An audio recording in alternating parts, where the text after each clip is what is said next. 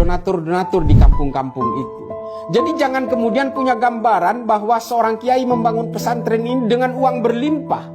Mereka juga nyicil dari satu kotak ke kotak yang lain, dari satu lantai ke lantai berikutnya. Demikian seterusnya.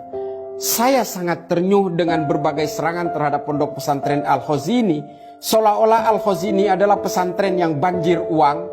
Mengapa tidak melibatkan arsitek? Mengapa tidak menjadikan kontraktor sebagai pelaksana di dalam pembangunan itu? Ini semua orang-orang yang tidak tahu suasana kebatinan pesantren. Para kiai itu berjuang. Bahkan tanahnya yang seharusnya miliknya sendiri, dia hibahkan untuk lembaga pendidikan yang sebenarnya hampir tidak semua negara hadir di situ. Banyak pesantren yang kemudian berkembang dengan sendirinya tanpa ada kehadiran negara dan pemerintah.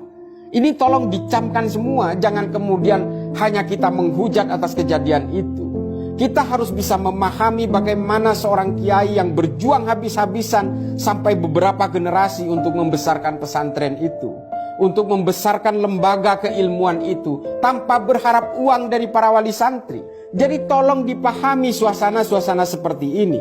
Orang-orang kota melihat ini seolah-olah pondok pesantren itu seperti boarding school yang banyak tersedia di sekitaran kota itu, yang kemudian harus berbayar sekian ratus ribu setiap bulan dengan fasilitas yang luar biasa, dengan pendingin ruangan yang luar biasa. Saya adalah mantan santri salaf yang merasakan bagaimana pengabdian kita terhadap para kiai, bagaimana pengabdian kita terhadap pesantren. Kita ikut membesarkan bersama-sama dengan para kiai. Bahkan para kiai kadang-kadang ketika dia sudah kehabisan biaya untuk membangun pesantren, dia mengadakan haul. Dia mengadakan hajatan-hajatan yang sebenarnya yang diharapkan adalah adanya pemasukan kepada pesantren untuk membangun bangunan fisik yang sebenarnya diperlukan oleh para santri. Ini tolong dipahami. Banyak teman-teman saya yang justru kebetulan orang-orang pesantren yang juga ikut menghujat. Tolong pahami bahwa kalian jangan pernah lupa bahwa menjadi santri atau menjadi seorang kiai sekalipun, semuanya berdasarkan keikhlasan untuk menanamkan keilmuan kepada umat manusia.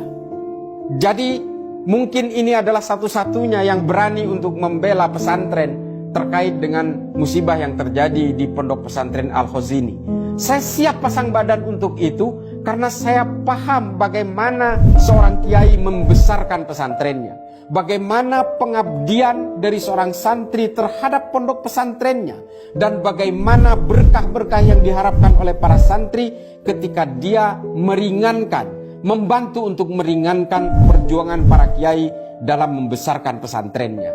Ini yang ingin saya sampaikan kepada teman-teman sekalian yang hari ini hanya bisa menghujat dalam perspektif sempit dunia pesantren. Jadi mohon jangan kemudian pesantren ini dihakimi sedemikian rupa, dan apalagi kepada para anggota legislatif yang ada di DPR, mohon jangan hanya bisa menghujat, meninjau ulang dari segi regulasi, tapi tolong pahami bagaimana kultur pesantren itu, bagaimana perjuangan para kiai untuk membesarkan pesantren yang kemudian bisa mencerdaskan anak-anak bangsa hari ini, terutama dalam ilmu keagamaan.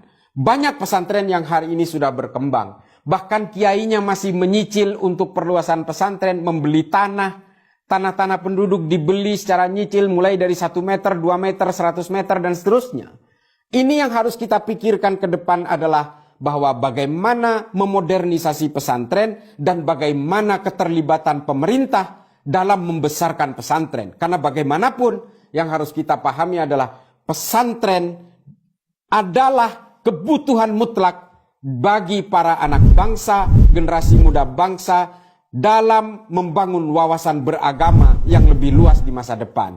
Saya kira itu saja. Mudah-mudahan kejadian ini bisa menjadi hikmah bagi kita semua, dan mohon bagi para penghujat pesantren seolah-olah ini adalah kelalaian yang sangat masif di dalam dunia pesantren, tolong pahami suasana kultural dan kebatinan dari pesantren kita yang ada di pelosok-pelosok di seluruh Indonesia. Mudah-mudahan ini bisa menjadi manfaat, sekali lagi tanpa mengurangi rasa duka kepada korban dan juga keluarga korban di Pondok Pesantren Al-Khazini Buduran Sidoarjo. Mudah-mudahan kita semua bisa tercerahkan dengan pandangan-pandangan tentang dunia pesantren kita. Wallahul muwaffiq ila aqwamit thoriq. Wassalamualaikum warahmatullahi taala wabarakatuh.